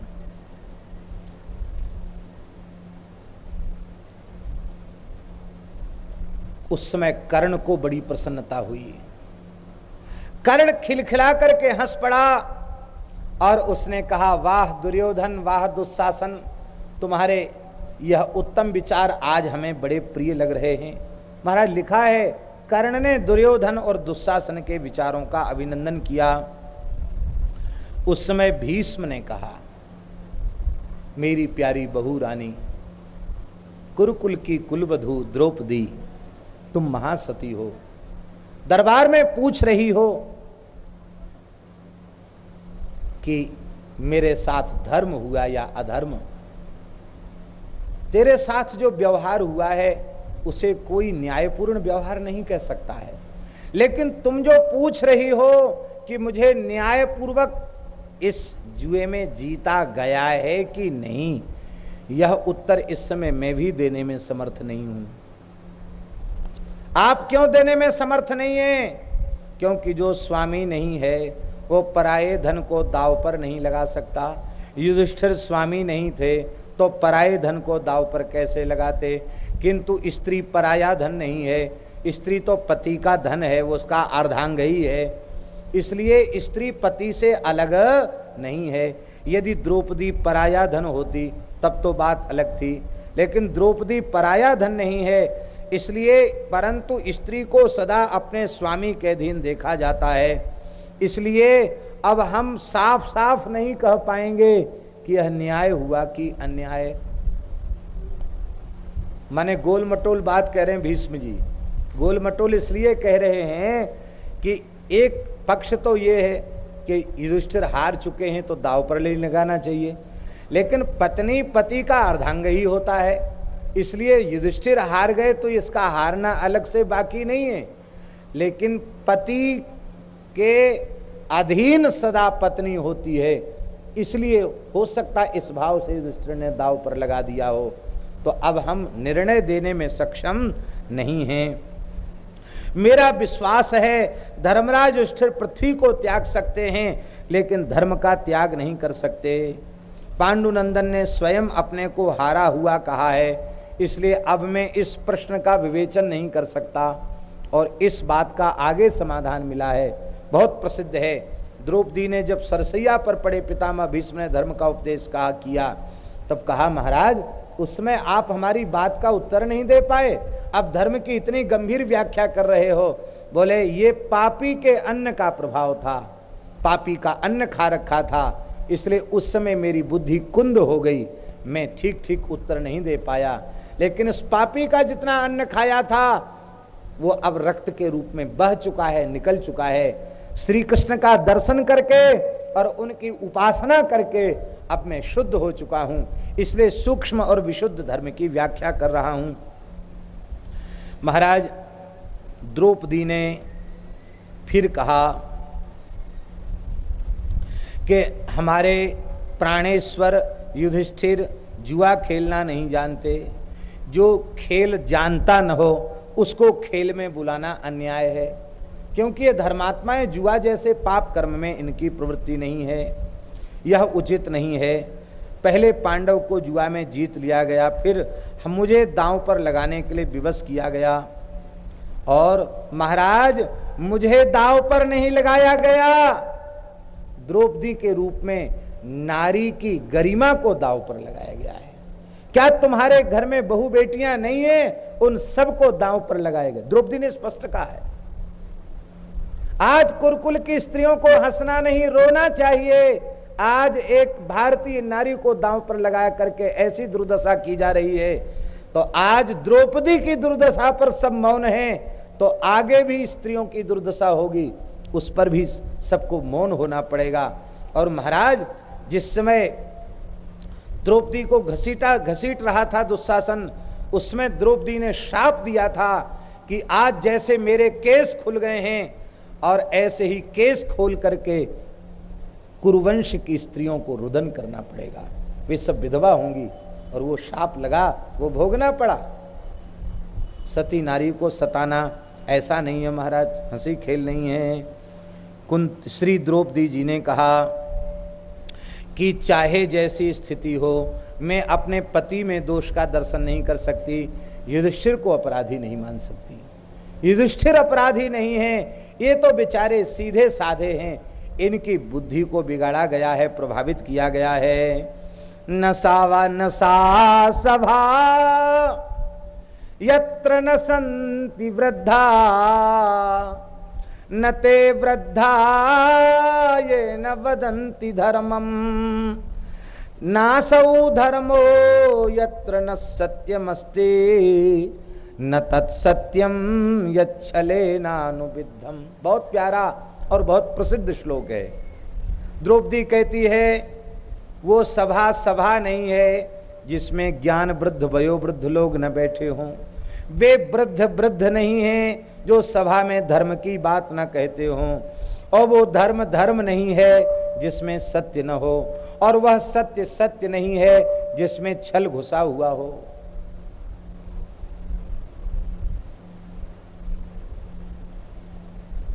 उस समय भीमसेन क्रोध में भड़क उठे और भीमसेन ने कहा, भैया युधिष्ठिर, जो जुआ खेलने जैसा पाप कर्म करते हैं, ऐसे जुआरी लोग भी दांव पर अपने घर की दासियों को नहीं लगाते हैं। पत्नी की बात तो चले क्या, पर तुम्हारी बुद्धि इतनी बिगड़ गई, आपकी बुद्धि इतनी बिगड़ गई कि आपने अपनी धर्म पत्नी यज्ञसेनी द्रौपदी को दांव पर लगा दिया।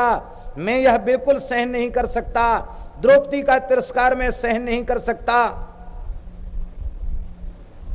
अर्जुन लाओ, अग्नि लाओ।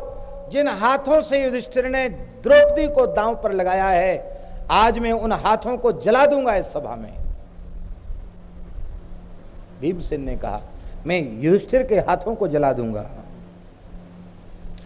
नच में तत्र कोपो भूत सर्वस्येषु हिनो भवान, इमं त्वतिक्रमं मन्ये द्रौपदी यत्र परिणीते।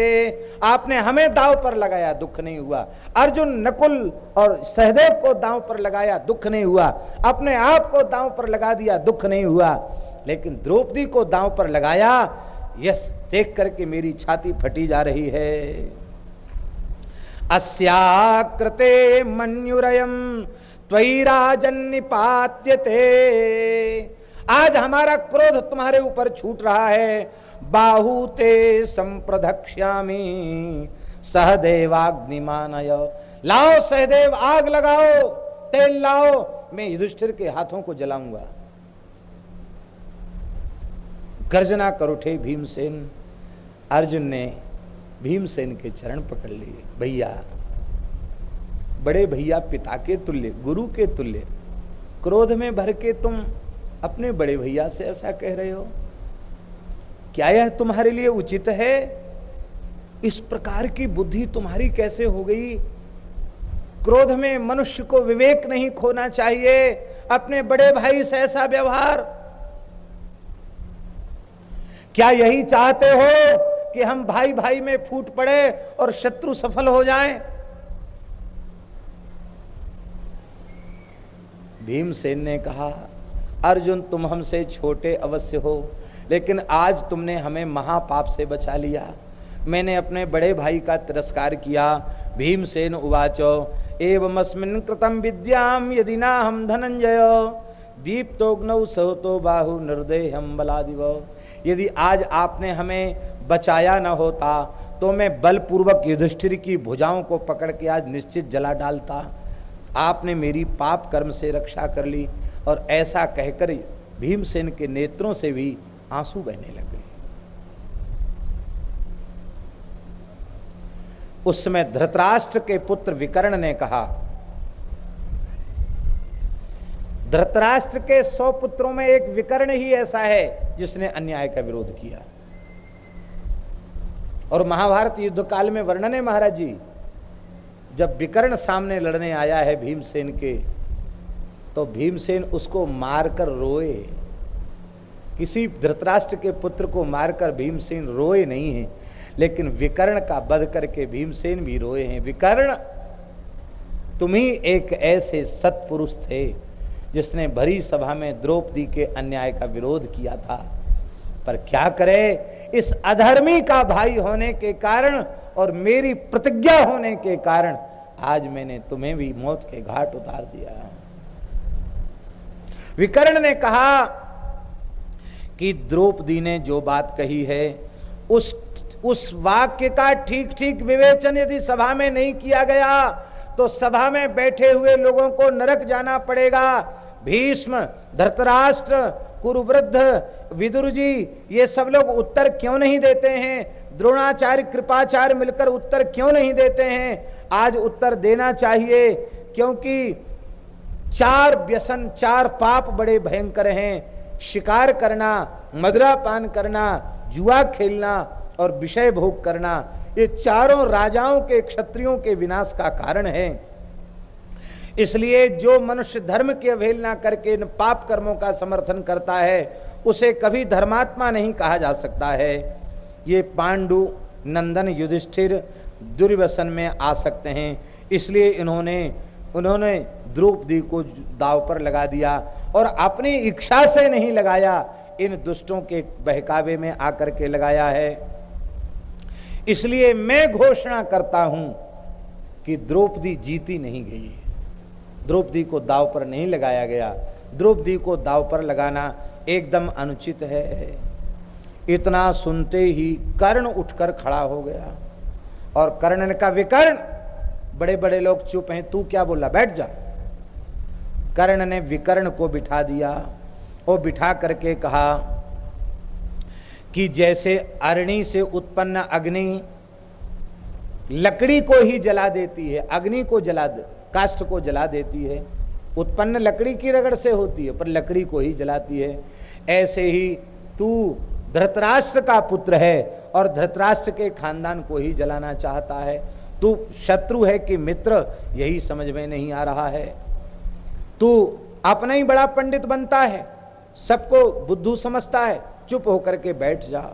महाराज उसको डांट फटकार करके बिठा दिया। अब कर्ण की बात आई है। कर्ण का अपने जीवन का सबसे भयंकर पाप द्रौपदी को गाली देना। सारे जीवन का धर्म, कर्म, दान, पुण्य, सारा पुरुषार्थ आज कर्ण का धूमिल हो गया। इसी को कहते रहे न नीच मते चतुराई, यह है कुसंग का परिणाम। कर्ण ने कहा, एको भरता स्त्रियो दैवैर विहित कुरुनंदना इयम त्वनेक वशदा बंधकीत विनिश्चिता। बोले संसार में और शास्त्र में यही देखा गया, एक स्त्री का एक ही पति होता है, लेकिन इस द्रौपदी के 5 पति हैं, इसलिए मैं इसे स्त्री नहीं, मैं इसे वेश्या समझता हूं। द्रौपदी को बंधकी अर्थात वेश्या कहा कर्ण ने, और कहा कि जब यह वेश्या ही है तो इसकी क्या लोक लाज, एक कपड़े में आवे, 2 कपड़े में आवे और नंगी घसीट कर लाई जाए तो भी क्या इसमें आश्चर्य की बात है। ऐसी बात कर्ण ने कही।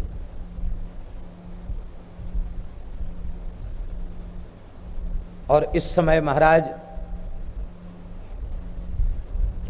कर्ण ने कहा, विकर्ण तो मूढ़ है, विद्वानों की सी बात बनाता है। दुशासन, क्यों खड़े हो मूढ़ की तरह, उतार लो द्रौपदी का वस्त्र, पांडवों के वस्त्र उतार लो। युधिष्ठिर, भीमसेन, नकुल, सहदेव अपने ऊपर का कपड़ा उतार के नीचे रख दिया, एक वस्त्र में बैठ गए। उस समय द्रौपदी जी का कपड़ा खींचा जाने लग गया। द्रौपदी व्याकुल हो गई, चारों ओर देख रही है। मेरे पति भी सिर झुका के बैठे हैं, बड़े बूढ़े भी रो रहे हैं, हाय मैं क्या करूं। एक बार हमारा पराशर भट्टाचार्य जी का एक बड़ा सुंदर भाव है। पराशर भट्टाचार्य स्वामी कहते हैं कि द्रौपदी ने पुनः एक बार कृपाचार्य की ओर देखा, इसलिए कृपाचार्य की ओर देखा कि आपके नाम के आगे कृपा जुड़ा हुआ है। और कोई कृपा करे न करे, आचार्य को, गुरु को कृपा करनी ही चाहिए। ऐसी परिस्थिति में गुरु कृपा नहीं करेगा तो कौन करेगा? आप कुलगुरु हैं, आप आचार्य हैं, आपके नाम के आगे कृपा जुड़ा हुआ है, आप कृपाचार्य हैं, आप कृपा करो। श्री गुणरत्न कोशकार पराशर भट्टाचार्य स्वामी दाक्षिणात्य विद्वान, वे कहते हैं, दाक्षिणात्याचार्य कहते हैं, उस समय कृपाचार्य ने एक अंगुली उठाई, बोले कुछ नहीं, लेकिन द्रौपदी ने जब कृपाचार्य की ओर देखा तो कृपाचार्य जी ने एक उंगली उठाई। एक उंगली उठाने का तात्पर्य था, द्रौपदी तुम बड़ी पवित्र हृदया हो, मेरी भावना को तुम जान सकती हो, मेरे संकेत को तुम समझ सकती हो, तुम जो अनेकों की ओर देख रही हो यही तुम्हारी भूल है, तुम एक श्री कृष्ण को पुकारो, तुम्हारी विपत्ति का क्षय हो जाएगा। महाराज जी, चित्त अशुद्ध हो तो 18 अध्याय गीता सुनने के बाद भी ज्ञान नहीं होगा, और चित्त शुद्ध हो तो संकेत में ज्ञान होगा। आज द्रौपदी का चित्त शुद्ध है, उसे संकेत में ज्ञान हो गया।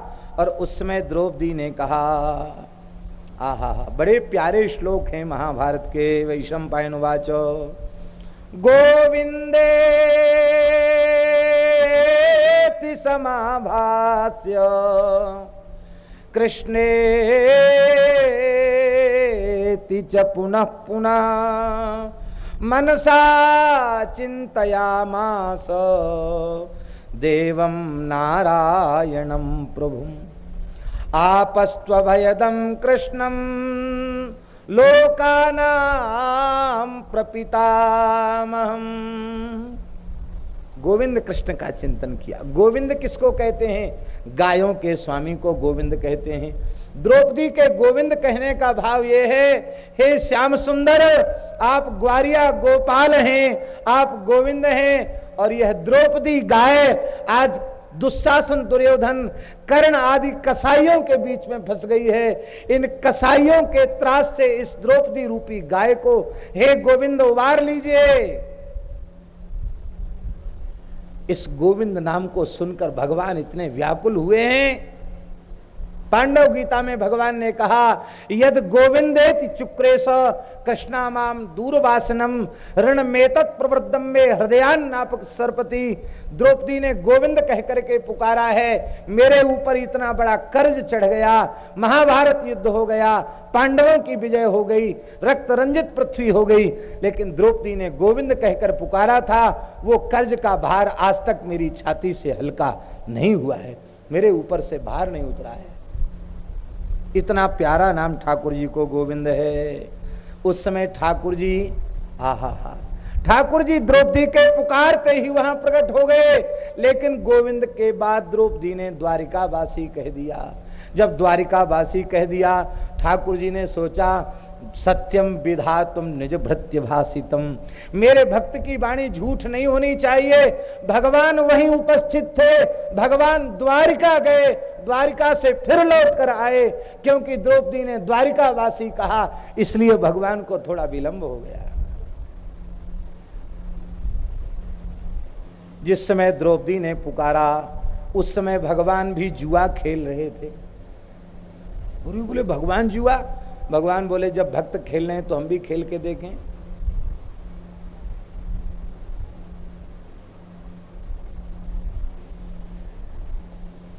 द्रौपदी ने पुकारा, भगवान ने पासे पटक दिए, उठ के खड़े हो गए।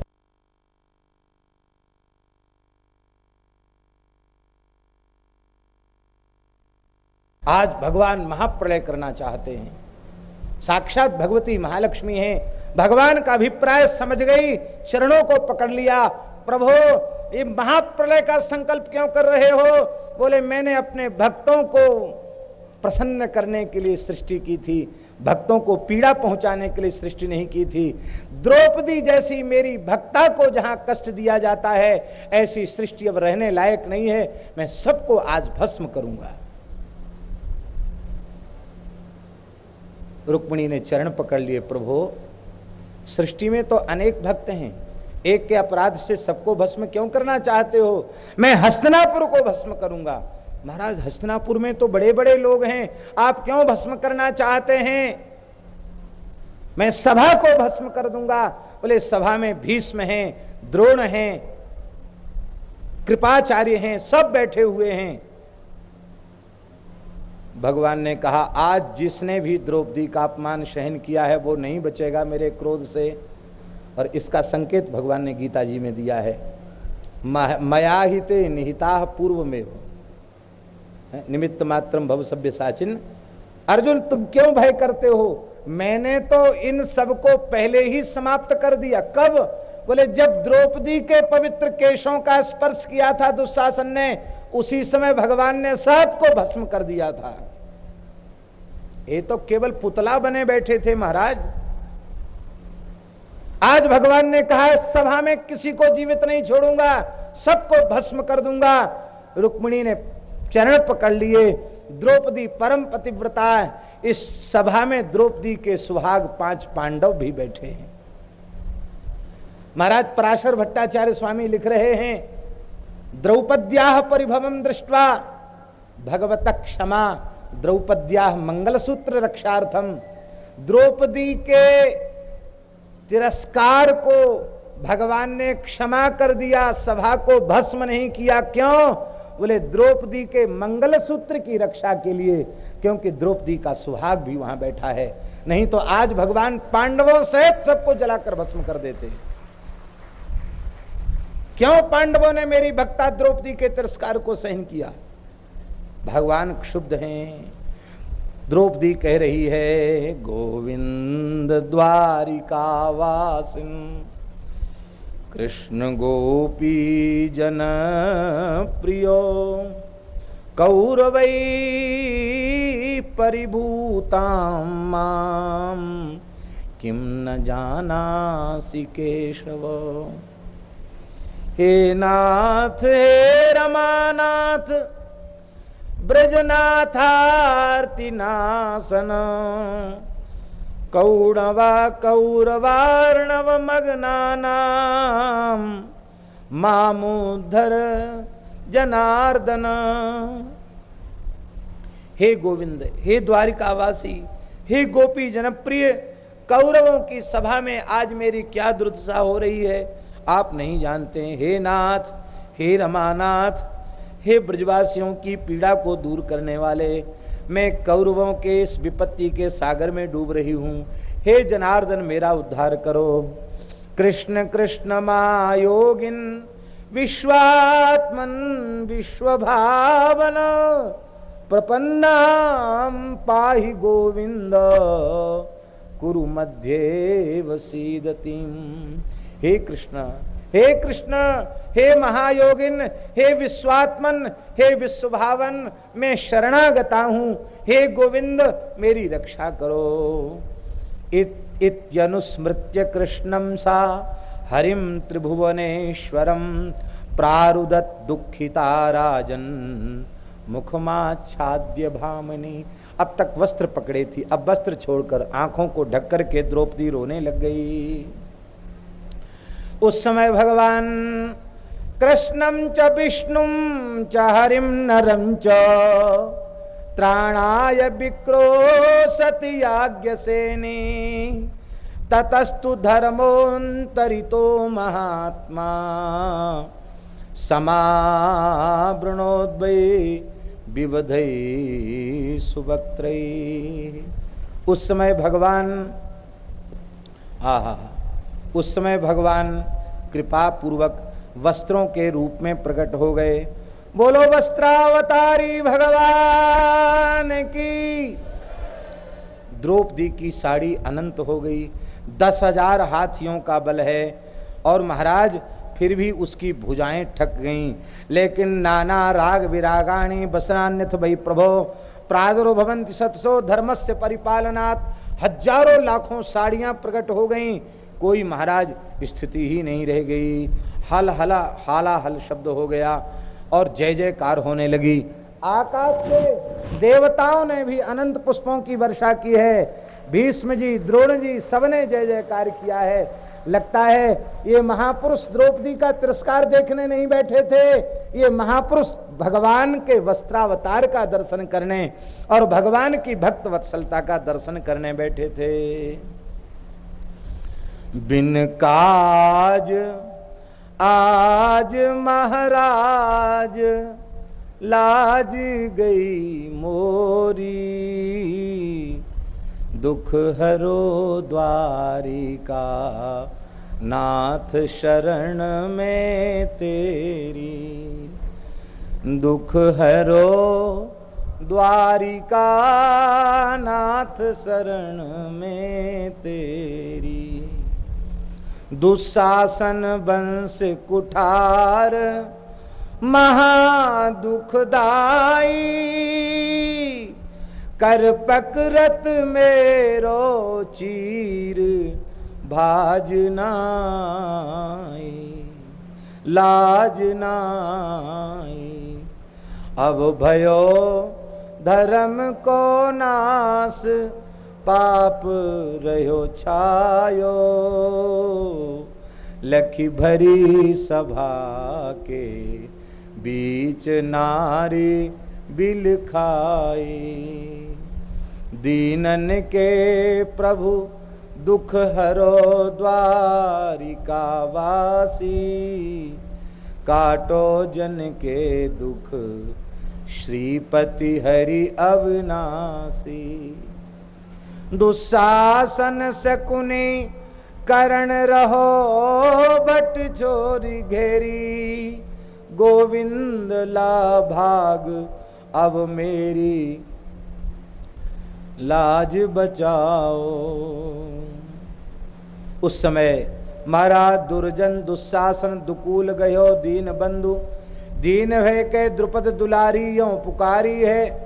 आप जो शबल छाणी ठाके पति पार्थ के, भीम महांग भीम ग्रीव नीचे कर डारी है। अंबर ले अंबर पहाड़ कीने शेष कादि, भीषम करण दुर्ण सभी यों पुकारी है। सारी मध्य नारी की नारी मध्य सारी, सारी ही किनारी है किनारी की सारी है। आज लोगों की समझ में नहीं आ रहा था। उस समय महाराज गीदड़ चिल्लाने लग गए, उल्कापात होने लग गया और श्री विदुर जी ने कहा कि द्रौपदी आज पुकार रही है और कोई बोल नहीं रहा है, आज धर्म को बड़ी पीड़ा हो रही है। देखो, जो सभा में धर्म की बात नहीं बोलता है उसके मस्तक के 100-100 टुकड़े हो जाते हैं। महाराज प्रहलाद जी का और विरोचन का, ये विरोचन का प्रसंग सुनाया है, विरोचन का और बलि का एक प्रसंग भी सुनाया है। और उस प्रसंग में कहा है कि भाई व्यक्ति को सदा धर्म और सदाचार की बात करनी चाहिए। द्रौपदी का चेतावनी युक्त विलाप किया है द्रौपदी ने, और द्रौपदी ने कहा है कि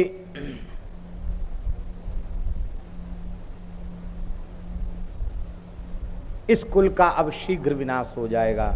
नून मंतक कुलस्यायम भविता नचरादिव तथाई कुर्व सर्वे लोभ मोह परायणा। इस कुल का विनाश निश्चित है, क्योंकि अब इस कुल में इस प्रकार की घटनाएं घटने लग गई हैं। दुर्योधन ने छल कपट युक्त वचन कहे और उस समय भीमसेन ने कहा कि मैं प्रतिज्ञा करता हूं, यदि दुर्योधन के सहित 100 भाइयों का मैंने वध नहीं किया तो क्षत्रियों को जो उत्तम गति प्राप्त होती आज वह न मुझे मिले। दुशासन हंसा और कहा ओ बैल ओ बैल ओ बैल कह के भीमसेन को चिढ़ाया। भीमसेन ने कहा जिन भुजाओं से तूने द्रौपदी के पवित्र केश पकड़े, यदि युद्ध में मैंने उन भुजाओं को नहीं उखाड़ लिया और तेरी छाती फाड़ कर तेरा गरम गरम रक्तपान नहीं किया तो क्षत्रियों को जो गति प्राप्त होती वह गति मुझे प्राप्त न हो। उसी समय दुर्योधन ने अपनी जंघा का, बाईं जंघा का वस्त्र हटाया और द्रौपदी को दिखाकर हंसने लग गया। भीमसेन के क्रोध के मारे चिंगारियां छूट गईं। ओ दुष्ट दुर्योधन, युद्ध में यदि तेरी जंघा पर मेरी गदा नहीं बैठी तो क्या जंघा दिखाता है? द्रौपदी पतिव्रता नारी तेरी जंघा पर नहीं बैठेगी, युद्ध में मेरी प्रचंड गदा तेरी जंघा पर बैठेगी और तेरी जंघा विदीर्ण हो जाएगी। मैं सब लोगों को सुनाकर कह रहा हूं, भीमसेन ने कहा, युद्ध के मैदान में इसको मैंने बेमौत नहीं मारा और अपने बाएं पैर से ठुकरा ठुकरा करके इसके मस्तक को पीड़ित नहीं किया, तो जो क्षत्रियों को गति प्राप्त होती वो मुझे प्राप्त न हो। अब गांधारी ने कहा भी धृतराष्ट्र से, महाराज यह क्या हो रहा है, यह अन्याय है। आप सती नारी की महिमा नहीं जानते हैं, अभी भी अवसर है, द्रौपदी क्षमादान कर देगी तो यह कुल बच जाएगा। धृतराष्ट्र ने कहा, देवी द्रौपदी तुम महासती हो, मैं तुम्हारी महिमा अच्छी प्रकार से जानता हूं, मैं प्रसन्न हूं, तुम हमसे कोई वरदान मांग लो। धन्य है, द्रौपदी के चरणों में बारंबार प्रणाम है। द्रौपदी ने कहा, राजन यदि आप प्रसन्न होकर हमें कुछ देना ही चाहते हैं तो मेरे धर्मराज को दासता से मुक्त किया जाए, जिससे धर्मराज का ज्येष्ठ पुत्र प्रतिबिंध्य दासपुत्र तो न कहलावे, दासी पुत्र तो न कहलावे। उस समय लोगों के नेत्र बरस पड़े। धन्य है जिन युधिष्ठिर ने द्रौपदी को दांव पर लगाया है। द्रौपदी ने अपनी मुक्ति का वरदान नहीं, युधिष्ठिर की मुक्ति का वरदान मांगा। युधिष्ठिर लज्जा से गड़ गए हैं, लेकिन अब क्या कस, यही है द्रौपदी का महान सतीत्व। विदुर ने, धृतराष्ट्र ने कहा, द्रौपदी तुमने सबको जीत लिया है अपने शील स्वभाव से, तुम महान क्षमावती हो, तुम चाहती तो सबको जलाकर भस्म कर सकती थी, ऐसी नारी सती नारी हो तुम, किंतु तुमने मेरे पुत्रों को नहीं जलाया, बड़ी कृपा की है, और वरदान मांग लो। बोले, मेरे महाराज युधिष्ठिर अपने भाइयों के सहित, अपने रथ घोड़े और अस्त्र शस्त्रों के सहित मेरे सहित दासता से मुक्त हो जाए। मुक्त कर दिया। द्रौपदी मैं फिर मांगता हूं, कहता हूं, तीसरा वरदान और मांग लो। द्रौपदी ने कहा, क्षत्रिय को 2 वरदान मांगने का अधिकार है, वैश्य को 1 वरदान मांगने का अधिकार है, ब्राह्मण को 3 या 3 से अधिक वरदान मांगने का अधिकार है। मैं क्षत्राणी हूं, 2 से अधिक नहीं मांग सकती। तो बोले, तीसरा मैं अपनी ओर से देता हूं, जाओ, जो भी दांव पर लगाया गया है सबका सब मैं वापस करता हूं, राजाज्ञा पारित करता हूं, और आप सब जैसे आए थे चले जाओ, मन में द्वेष मत रखना। अब तो हर्षध्वनि हो गई, महाराज धृतराष्ट्र की जय जयकार होने लगी, और द्रौपदी 5 पांडव रथ में बैठकर चले गए, और ये जो बड़े बूढ़े थे ये भी बोले चलो। घटना तो बड़ी भयंकर हुई, लेकिन आखिरी में घटना ने मोड़ ले लिया। चलो ठीक ही हुआ, सोच ही रहे थे।